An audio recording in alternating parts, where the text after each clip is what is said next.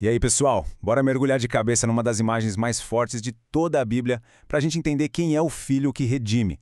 A gente vai seguir a jornada de um símbolo que, olha, atravessa séculos, o Cordeiro. Nosso papo aqui é desvendar o que era o tal do Cordeiro Pascal, sacar como Jesus vira o cumprimento dessa figura e, no fim, o que de fato significam a redenção e a reconciliação que ele traz pra gente. Para começar, já chego com uma pergunta que pode parecer meio aleatória. O que é que um cordeiro tem a ver com liberdade? Pois é, a conexão pode não ser óbvia assim de cara, mas, acredite, a resposta é a chave para entender essa história toda. Então, fica por aí que a gente vai desvendar esse mistério junto. E a resposta, olha só, nos joga numa verdadeira viagem no tempo. A gente vai conectar dois pontos que parecem não ter nada a ver. Uma noite de puro terror e esperança lá no Egito Antigo e, séculos depois, a aparição de um homem ali nas margens do Rio Jordão, na Judéia. Beleza, então. Vamos começar a juntar as peças. O ponto de partida é um problema, assim, gigantesco. E é no meio desse caos que surge um símbolo que ia mudar tudo. O Cordeiro da Páscoa. Então, qual era o problema? Escravidão. Pensa só, por 400 anos o povo de Israel viveu oprimido no Egito. E a nossa fonte aqui lembra que essa situação toda, de sofrimento, de falta de esperança, é na verdade um retrato de uma condição ainda mais profunda, a nossa prisão ao pecado, aquilo que nos afasta de Deus.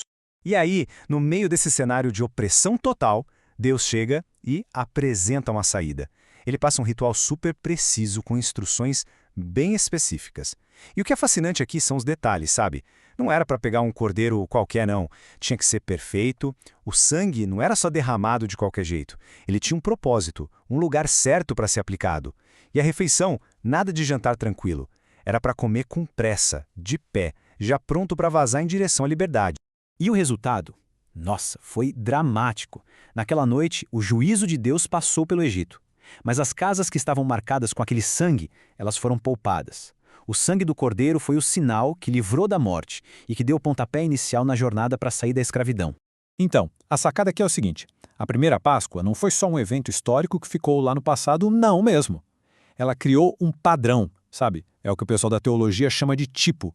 O cordeiro virou um símbolo, quase uma prévia de um sacrifício substituto. Alguém que morreria no lugar de outros para trazer vida e proteção.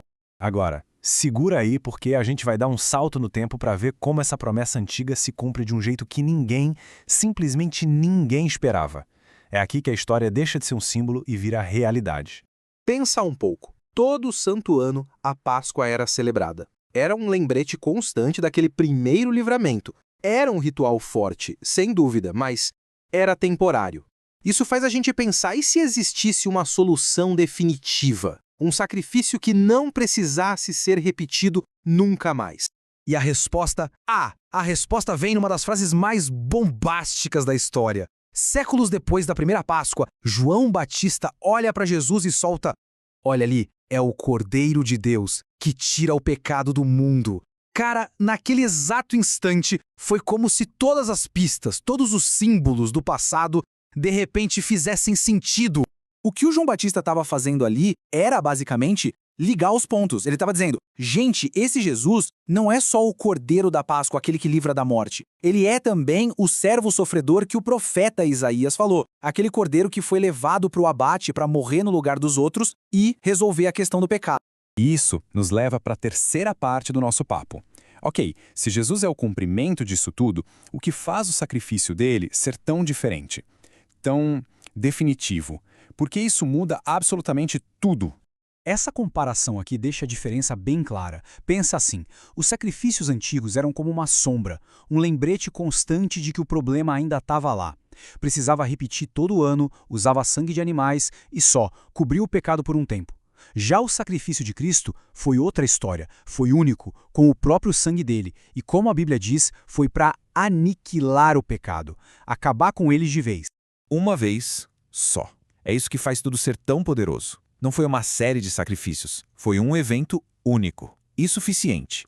Lá em Hebreus diz que ele apareceu uma vez por todas para aniquilar o pecado pelo sacrifício de si mesmo. Um só sacrifício para resolver o problema para sempre. Beleza, mas e aí? Qual é o resultado desse sacrifício perfeito? A fonte que a gente está usando aqui destaca duas consequências que mudam o jogo: redenção e reconciliação. Bora entender o que é cada uma delas.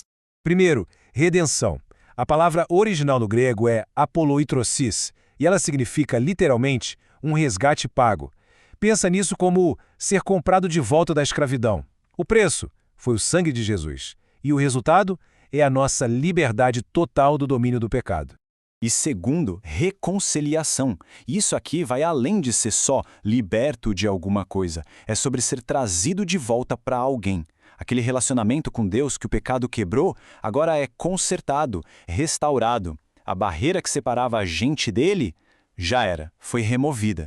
Certo, a gente sabe que isso tudo é uma teologia bem profunda, mas, na prática, o que isso significa para o dia a dia? Como é viver essa nova realidade? Sair da escravidão para se tornar filho. Essa comparação aqui resume bem a transformação. A nossa identidade muda. Completamente. Antes, escravos do pecado. Agora, livres. Antes, distantes de Deus. Agora, trazidos para perto. Antes, culpados de condenados. Agora, perdoados e super bem-vindos na família de Deus. E o ponto central de tudo é este. A cruz vira uma ponte. Onde antes existia um abismo que não dava para atravessar por causa do pecado, agora tem um caminho livre. Um caminho que dá acesso direto a Deus sem medo, sem culpa, para uma vida com propósito e intimidade com Ele. Isso tudo nos deixa com uma pergunta para a gente pensar.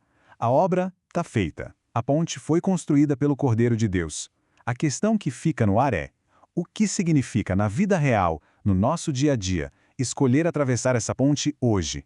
É isso, pessoal. Essa foi a nossa análise baseada na lição 5, O Filho que Redime, do Anderson Barreto. Valeu demais pela companhia.